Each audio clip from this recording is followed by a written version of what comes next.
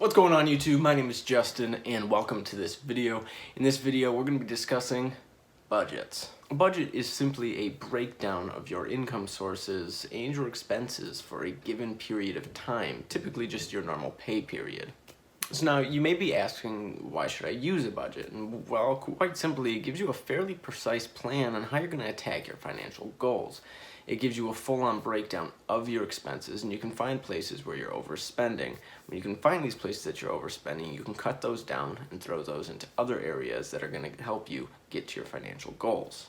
While being able to catch your overspending is a benefit of the budget, it's also just a detailed plan that tells you exactly where all of your money is going before you've actually spent it.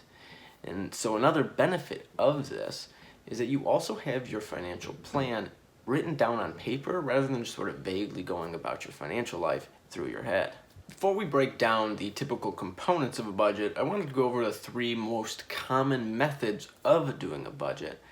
And they all pretty much begin with number one, which is your basic, boring spreadsheet. It's kind of the Excel spreadsheet that you hear of when it comes to money. The second method, and arguably the more fun, is the envelope system. It kind of keeps people a little bit more true to actually doing their budget.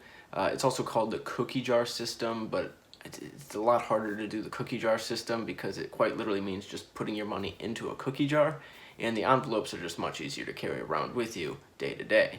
The envelope system goes about the way of when you have your spreadsheet done, you find envelopes and you put what you're spending on them as well as the amount, and when you get your paycheck, you put that money into the envelope. And if you're ever going to go out and spend that money, you bring the envelope with you. Now, if you're out spending that money and you run out of money in that envelope, you're either done spending money on that category or you take it from another category. I typically recommend you just take it from your fun one. I don't really know what else you would be wanting to take it from because everything else seems pretty important. The good thing about actually running out of money in an envelope is you can kind of take a second to look over your expenses for the month and see where you may be overspending so that you can try and dial this back in. While I said it may be a good thing, it's just kind of good at being able to actually catch yourself when you're going a little bit off of track. So we talked about running out of money, but what happens if you have too much money left in an envelope at the end of the month? It just means you didn't spend enough on that category as you thought you were going to. And that's actually a good thing, unless you're not paying your bills. But what I typically recommend is you just put that into an investment, or your investment account, or your high yield savings account. The third more common method of budgeting is the percentage-based budget. And what it really is just a percentage basis of your income goes towards specific portions of your lifestyle. The more typical one you're going to find is the 50-30-20. What that refers to is 50% of your take-home income is going to be spent on your living expenses. 30% will be spent on just kind of your fun or your wants. And 20% goes towards your saving and investing. And again, before we do start breaking down the components of a budget, I wanted to make note that for people who have kind of irregular incomes, it could be for hourly wage people or tipped people, and you don't really know what your income is going to be on a month-to-month basis or bi-weekly basis, depending on how often you get paid. You could also just do a budget for that specific paycheck. Like you get your paycheck and then you make your budget that same day. So like if you have an example of maybe you make $1,500 one paycheck and $1,000 the other one, just make it for those specific paychecks. It may be a little bit harder for you to get used to at first, but once you start doing that, it might get a little bit easier. Now, the budget breakdown that I'm going to give you in this video is somebody living in Michigan, earning an average income of about $4,166.66 take home each month. And is going to be paying about $500 on debt. So to top off your budget sheet, you're going to be starting with, you can put the date for the pay period that you're going to be working with, but under that you're going to put your income, your take-home pay, which as I listed was the $4,166.66 that we'll be going with for example's sake. And right under that, because it's so important, as I've said in the last videos, to pay yourself first. So before you even put your debts or your expenses, you are putting savings, which 20% of this income comes out to $833.33. Again, the importance of putting this savings before your expenses is before you even start spending your money, it's like this money is already gone, but instead it's actually working for you for your future. Now, if you have any debts and you're working on repaying your debts above your sort of actual expenses and still underneath your income and savings, you would put your debt repayment. And for this example, like I said, it was about $500. So under that, you put the title expenses, and under expenses, you can start with the word necessities maybe, and under that, you'd put, say, housing. Housing in this example, I found an average rent cost. I'm keeping this with round numbers, by the way.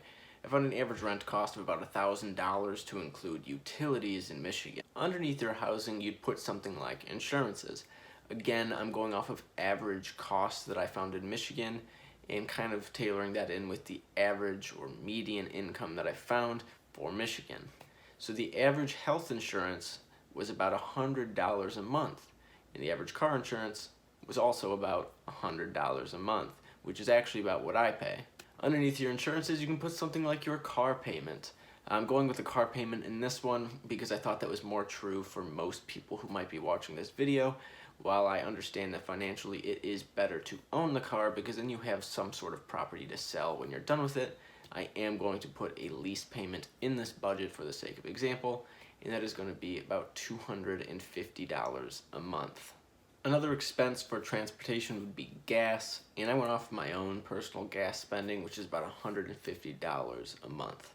Next, you can put something like your groceries or food, and I calculated that to about $600 a month. It's $150 a week, which I felt was a little bit on the extra side, but I'll explain later that you can use sort of your groceries as a way of trying to cut down your expenses if you want to snowball your debts or your savings more. But yeah, about $150 a week is what I said for groceries. It is definitely high, but for the sake of example, $600. Next, you have your phone bill, which the average phone bill I was finding in Michigan was about $85 a month. That's just over what I actually spend on my phone a month. My phone is about $70 a month for my unlimited and my monthly payment. Yeah, I do have a monthly payment on my phone. Right when I was done with my last phone, it shattered as it was literally the month to make the final payment, had it paid off. Don't even have to worry about a phone payment anymore. It literally shattered and I got a new phone.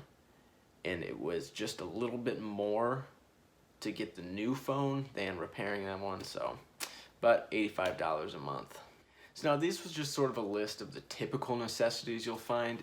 You can have extra insurances outside of this, like if you have life insurance or something, or you may be paying individual utilities rather than having them lumped together with, say, your rent. And you would just break those down into your housing or your insurance, just the respective areas.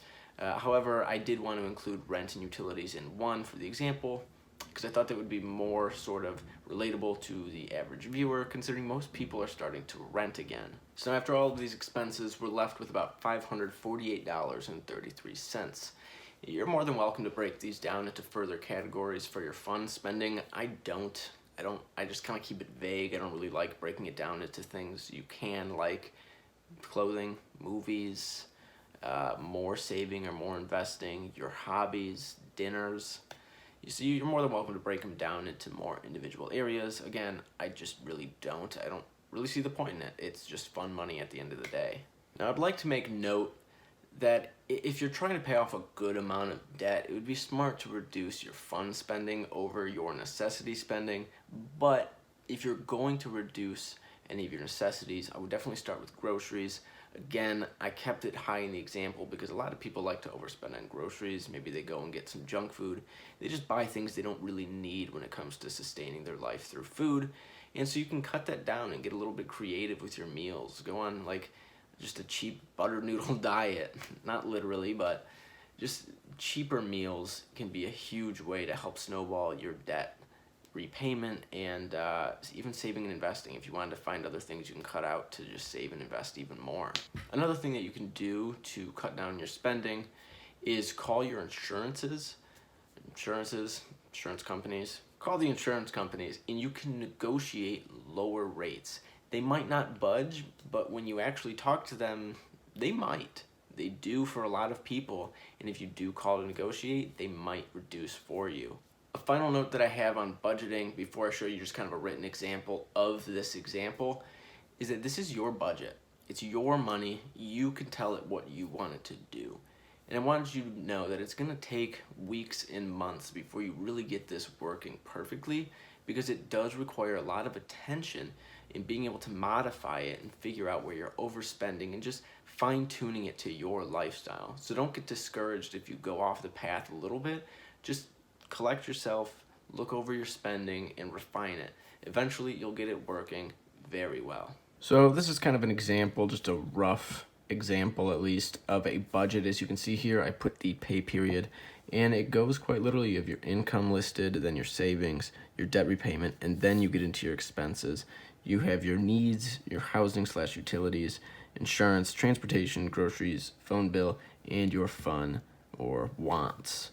And so that's as basic as you can bring it. And if you want to do it in an Excel spreadsheet, you can look up algorithms to be able to plug in all of your expenses, so that when you plug in your expenses, it'll automatically change it so that by the end of the month, you have $0 left.